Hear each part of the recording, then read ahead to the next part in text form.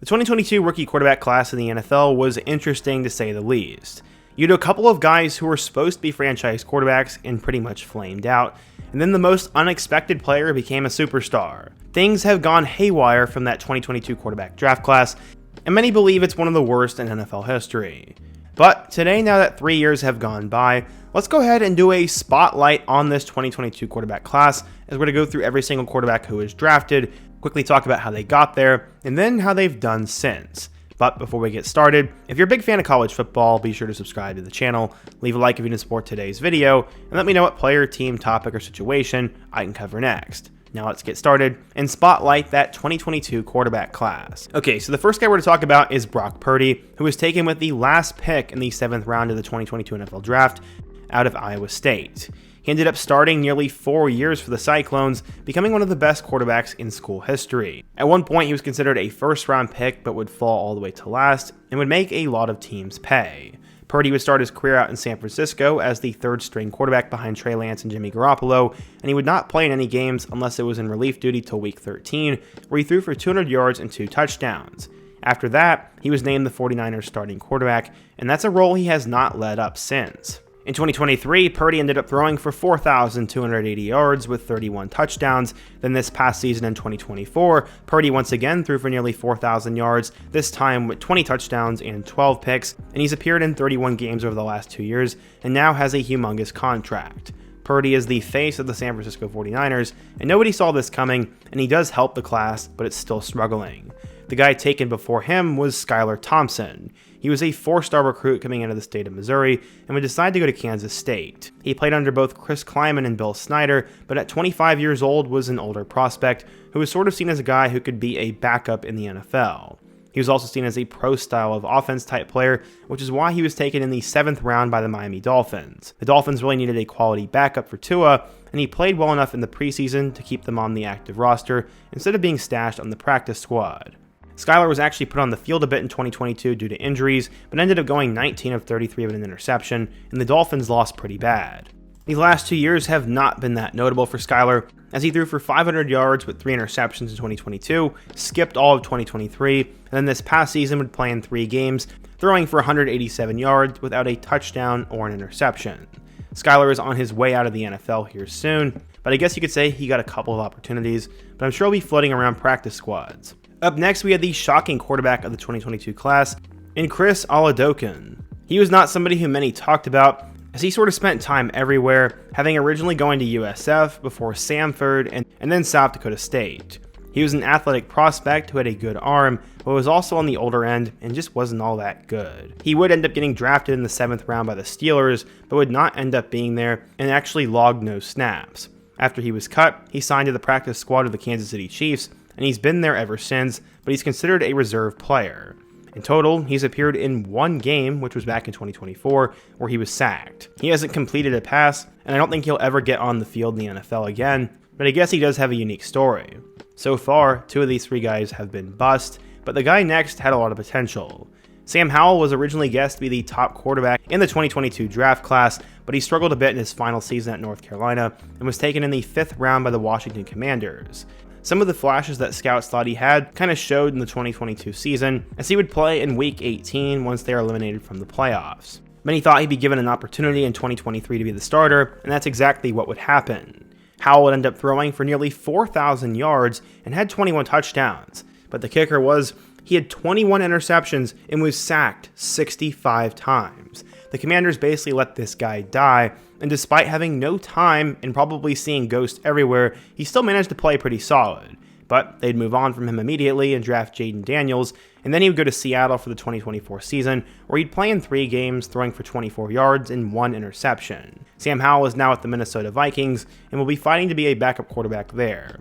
It looks like his time as a franchise quarterback is over, and what's weird is if he had the right system, I actually think he could be pretty good in the league, but I think he was absolutely screwed by the Commanders. The guy in front of him was Bailey Zappy. He came from a high-flying offense at both Western Kentucky and Houston Baptist, and he was eventually drafted by the New England Patriots in the 4th round to be a backup for Mac Jones and Brian Hoyer. Bailey Zappy would see his first game action in Week 4 of 2022 after both Mac Jones and Brian Hoyer would get hurt. Against the Packers, he threw for 99 yards and a touchdown on just 15 attempts, but the Patriots still lost. He was named the starter for the following week, and the Patriots actually shut them out. Things were starting to look up for him, especially after the next week, where he threw for over 300 yards and 2 touchdowns against the Browns. The NFL has not exactly been super kind to him, as while he did throw for 1,200 yards back in 2023 with 6 touchdowns, he did have 9 interceptions, and obviously the Patriots went in a new direction as they would draft Drake May. He'd then go over to Cleveland for the 2024 season, where he would play in 1 game for the Browns. In total, he threw for 170 yards with 1 touchdown and 2 interceptions. Zappy's thrown for over 2,000 yards in his career, but has more interceptions than touchdowns, and now is currently with the Kansas City Chiefs, where he's going to be fighting for a backup role with another guy on the list we've already talked about. Up next, we have another guy who many thought could be a franchise quarterback, and that was Matt Carral. He had a very interesting high school and college recruitment, but would eventually blow up while he was at Ole Miss and became one of the better quarterbacks in college football. Carral would end up getting drafted in 2022 and was taken in round 3 by the Carolina Panthers. This guy felt very similar to Will Grier for me. Matt wasn't really able to perform much in the 2022 preseason though, because he suffered an injury that ended his entire season before it began. He then would enter 2023 with a shot to take the starting job, but they had just drafted Bryce Young first overall, so he really had no chance and was sent to the practice squad. From there, he was picked up to be a backup quarterback to Bailey Zappy for the Patriots, but his story would take another turn because he left the team's facility one day without telling anyone and refused to show up for another couple of days. The Patriots decided to cut him and tried to sign him to the practice squad, but for some reason he didn't make it.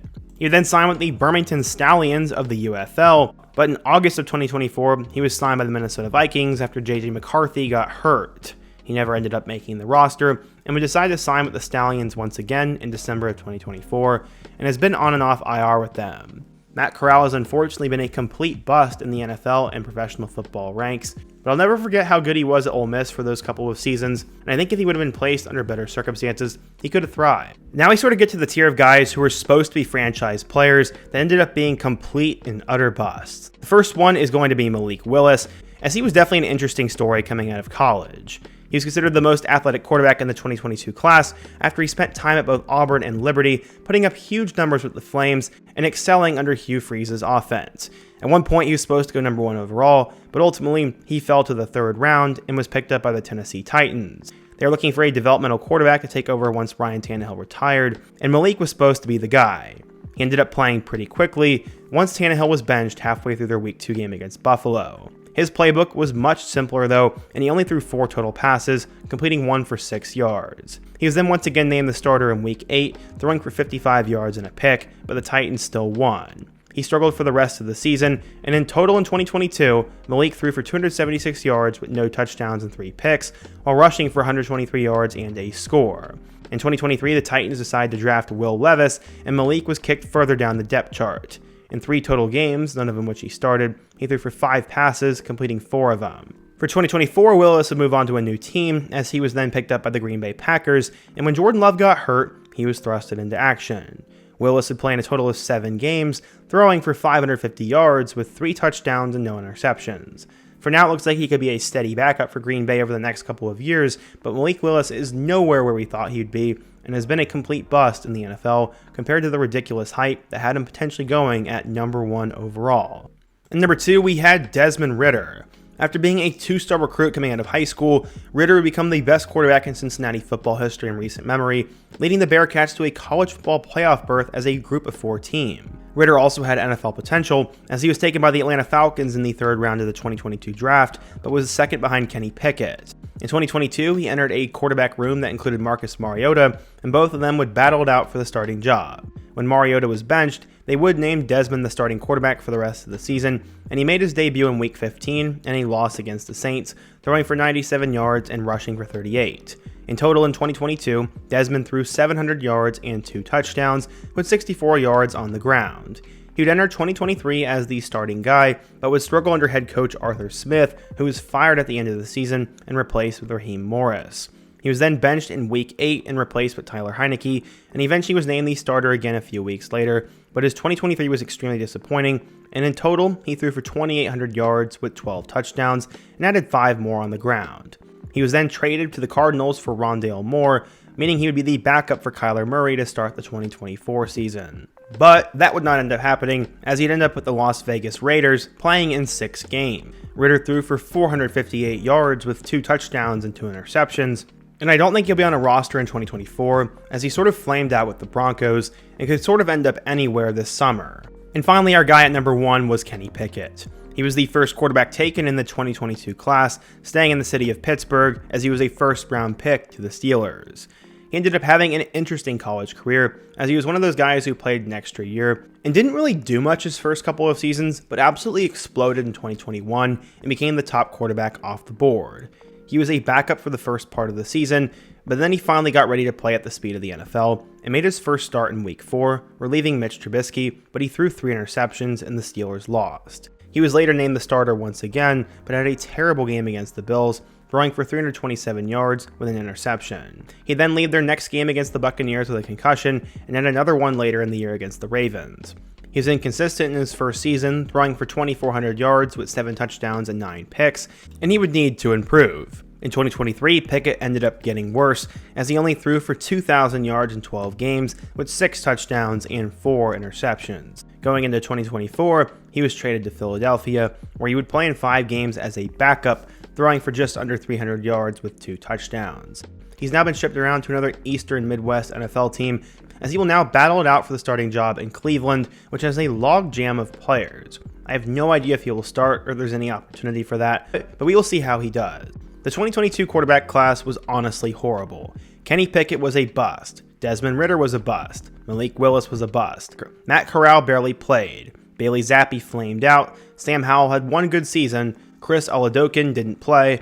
Skylar Thompson didn't do anything. And Brock Purdy somehow became a franchise guy. Nobody saw this coming, but in retrospect, this quarterback class was honestly terrible, and it really never had much to it.